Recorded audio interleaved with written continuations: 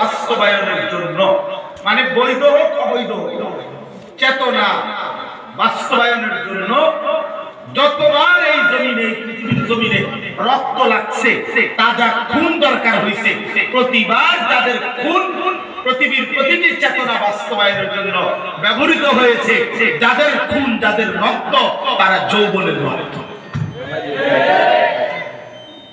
যুবকের রক্ত। যুবকের রক্তে ইসলামও প্রতিষ্ঠিত হয়েছে, যুবকের রক্তে কুফরও প্রতিষ্ঠিত, মানে কুফর দ্বারা তাদেরও লাগে যুবকের রক্ত, মুমিনেরও দরকার যুবকের রক্ত। যেন তোমরা যুবক ফিরে আসো, ফিরে আসো। আমার বাংলাদেশে ইসলাম বিরোধী বেঈমানরা বহুমুখী ষড়যন্ত্র করছে। তোমরা মুসলিম যুবক যদি না জাগো, আগামী ইসলাম পাহারা দিবে কে? বলো বাবা। তোমরা যদি নিরাপদ ইসলাম ব্যবস্থা না করো, তো তোমাদের পরবর্তী জেনারেশন ইসলাম পাবে কোথায়? আল্লাহ চিনবে। আজকে বাংলাদেশে, এই ভারতীয় উপমহাদেশের কুখ্যাত কাফের, মুশরিক, ভণ্ড, প্রতারক, বিশ্বাসঘাতক, বেঈমান, যুগ যুগ ধরে ব্রিটিশের দালালি আর গোলামি করছে যেই বেঈমান গোলাম মাহমুদ কাদিয়ানী নামে এক ভণ্ড বেঈমান, যে নিজেকে নবী দাবি করেছিল, তার অনুসারী কাদিয়ানীরা বাংলাদেশে খুব বেশি বাড়াবাড়ি করছে। এজন্য আজকেও ঢাকার সোহরাওয়ার্দী উদ্যানে লক্ষ লক্ষ উলামায়ে কেরাম পৃথিবীর বহু দেশ থেকে, শুধু বিভিন্ন অঞ্চল থেকে প্রায় 48 জনের চাইতে বেশি বড় বড় আলেমে দ্বীন বহির্বিশ্ব থেকে আসছেন। বাংলাদেশের হাজার হাজার আলেমদের সম্মিলিত উপস্থিতিতে কাদিয়ানীদেরকে রাষ্ট্রীয়ভাবে অমুসলিম ঘোষণা করা, কাফের ঘোষণা করার দাবি জানিয়ে আজকে ঢাকার সোহরাওয়ার্দী উদ্যানে সম্মেলন হয়েছে। আগামী দিনে এই দাবি আদায়ের জন্য বাংলাদেশের প্রতিটা এলাকায় এলাকায় যাওয়া হবে, ঘোরা হবে, উলামায়ে কেরাম ছুটবে ইনশাআল্লাহ। সেদিন তোমরা নওজোয়ানরাও এই দাবিতে একমত থাকবা, বলো ইনশাআল্লাহ। ইনশাআল্লাহ।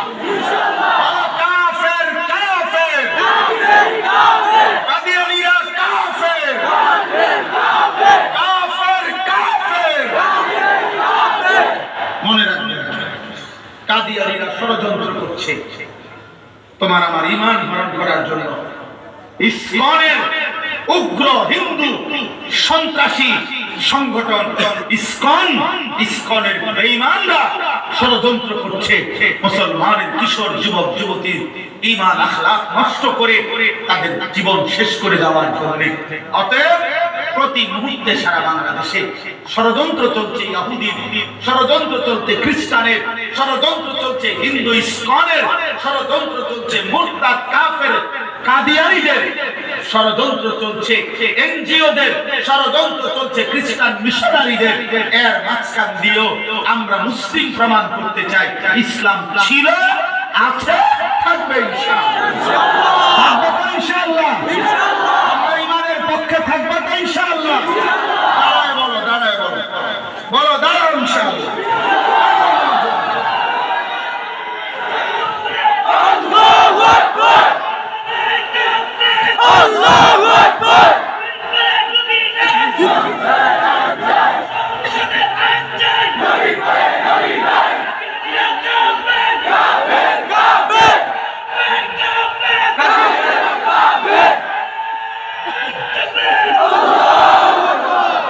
বসো, মাশাআল্লাহ, মাশাআল্লাহ। বেঈমান জানে না কোন মুমিনের ঈমানদার সন্তানের কলিজায় শেষ ফোঁটা ঈমান থাইকা যায়। আমরা যতই ধমকাই, যত কথাই বলি, ঈমান হারিয়ে যায় না। ইনশাআল্লাহ প্রয়োজনের মুহূর্তে ঈমানের স্ফুলিঙ্গ জেগে উঠবে ইনশাআল্লাহ। প্রয়োজন পরিমাণ যুবক আল্লাহর দ্বীনের জন্য লড়বে ইনশাআল্লাহ। ইসলাম বিজয়ী হবে, মাহদী আসবে, দাজ্জাল হারবে, ইসরাইলের কুত্তারাও হারবে, মুসলিম জিতবে, গাজা জিতবে, সারা পৃথিবীময় কালেমার পতাকা উড়বে ইনশাআল্লাহ। আমরা থাকব, হয় আমরা দেখবো বা দেখবো, তোমরা দেখবা ইনশাআল্লাহ। আল্লাহ তোমাদেরকে কবুল করুন, আল্লাহ তোমাদেরকে কবুল করুন। তো মক্কার মুশরিকরা আনাস ইবনে নজর ইবনে হারিস নামে একজন কাফের, সে ইরান থেকে একজন কৃতদাসী পারস্য থেকে একটা নারী দাসী কিনে আনছে মক্কা। যে দাসীটা নাচতে পারে, গাইতে পারে, বাদ্যযন্ত্রের তালে তালে পুরান দিনের কিচ্ছা কাহিনী সুরে সুরে টাইনা টাইনা বলে। আইনা অনেক টাকা দিয়ে সেটা কিনে আনছে মক্কা। আইনা বললো মক্কার কুরাইশ যে এইবার আমি মুহাম্মদের কোরআনের ব্যতিক্রম একটা কিছু তোমাদেরকে দেখাবো। তখন সে সব কুরাইশকে একত্র করে ওই গায়িকা কৃতদাসী নর্তকী যে নাচে গায় বাদ্যের তালে তালে পরে আইনা সামনে পেশ করছে, কইরা বলছে তুমি এবার গাও নাচো আর এই কিচ্ছা কাহিনীগুলো বাদ্যযন্ত্রের তালে তালে সুরে সুরে বলার জন্য বলছে।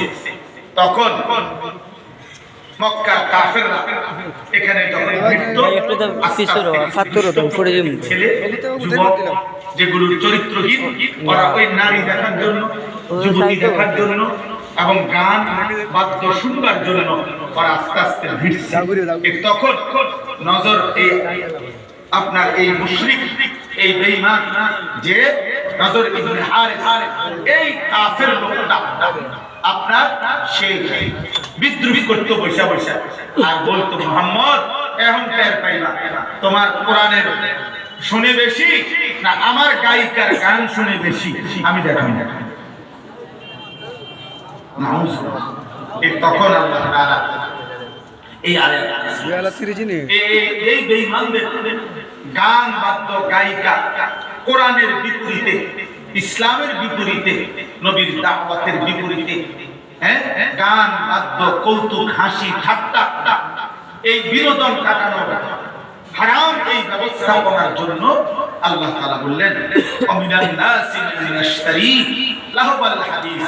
বন্ধু নবী আমার, কিছু মানুষ আছে পাপী যারা প্রতিনিয়ত অনর্থক, অসার, অপ্রয়োজনীয়, বেহুদা, গুনাহ মিশ্রিত কথা, মানে গান বাদ্য, তাফসীরে আছে এর প্রথম অর্থ গান বাদ্য, ক্রীড়া, কৌতুক, নাটক, নভেল, হাসি ঠাট্টা, মজাক, গুনাহ মিশ্রিত কথাবার্তা সংগ্রহ করে ক্রয় করে লিউদিল্লা আন সাবিলিল্লাহ, আমার বান্দাদেরকে আমি আল্লাহর পথ থেকে পথভ্রষ্ট করে দেওয়ার জন্য বিগাইরি ইলমিন, মূর্খতাবশত, অজ্ঞতাবশত মনে মনে ভাবে বুদ্ধিমান আল্লাহকে ঠেকায় দিবে, ইসলামকে ঠেকায় দিবে, কোরআনকে ঠেকায় দিবে, ওয়ায়াত্তাখিযাহা হুজওয়া, এবং আমার দ্বীনকে উপহাস করে, আমার কোরআনকে উপহাস করে।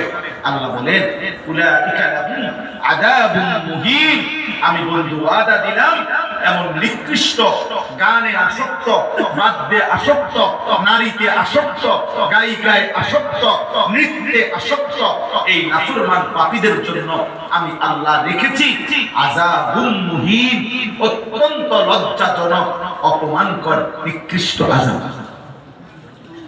আল্লাহ বলেন প্রিয় ভাই শুনো, তাইলে এক নাম্বার গান বাদ্য, গায়িকা নায়িকা, হারাম নারী, তার পিছনে পড়া, তোমার মোবাইলে হোক, তোমার টেলিভিশনে হোক, তুমি বাস্তবে হোক, এই যে ব্যবস্থাপনা, তুমি তো এমবি ঢুকাইছ, তুমি তো মোবাইল কিনছো, নারী ছবি, অস্থির দৃশ্য, গানের আসর, নারীর আড্ডা, জিনা ব্যভিচারের দৃশ্য, বাদ্যযন্ত্র, এগুলো তো তুমি দেখছো, তুমি ইন্তজাম করছো। আল্লাহ বলছে এটা আমার কোরআনের বিরোধিতা হইল, আমার দ্বীনের বিরোধিতা হইল, আমার শরীয়তের বিরোধিতা হইল। আমি ওয়াদা দিলাম পরে আমি অপমান করে শাস্তি দেব, পরে আমি বেইজ্জতি করব, তোকে আমি অপমানিত করি।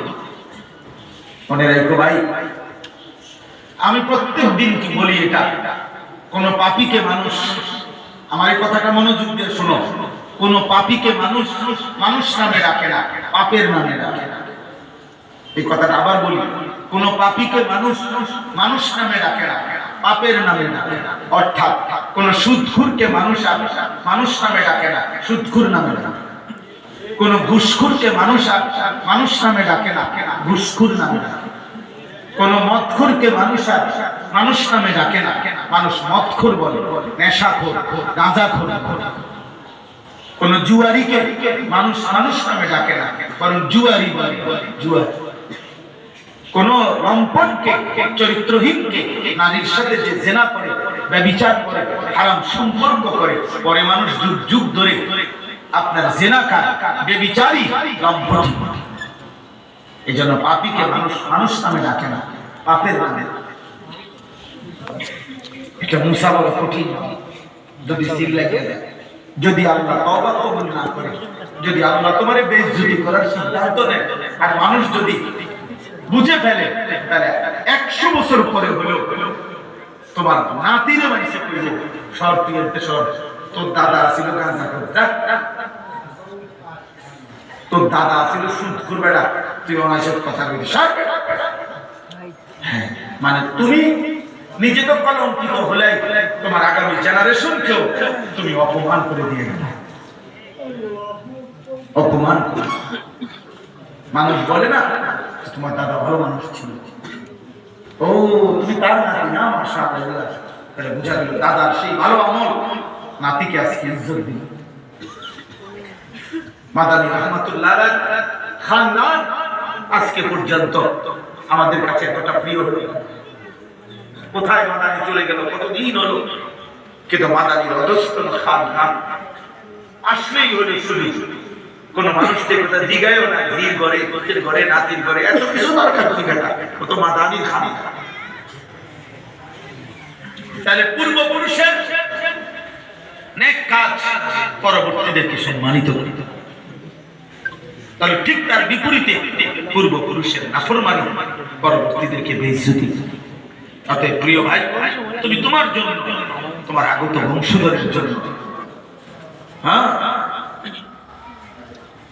নিজের পরবর্তী জেনারেশনের জন্য বেইজ্জতি করো। তোমার মাকে তুমি অপমান, তোমার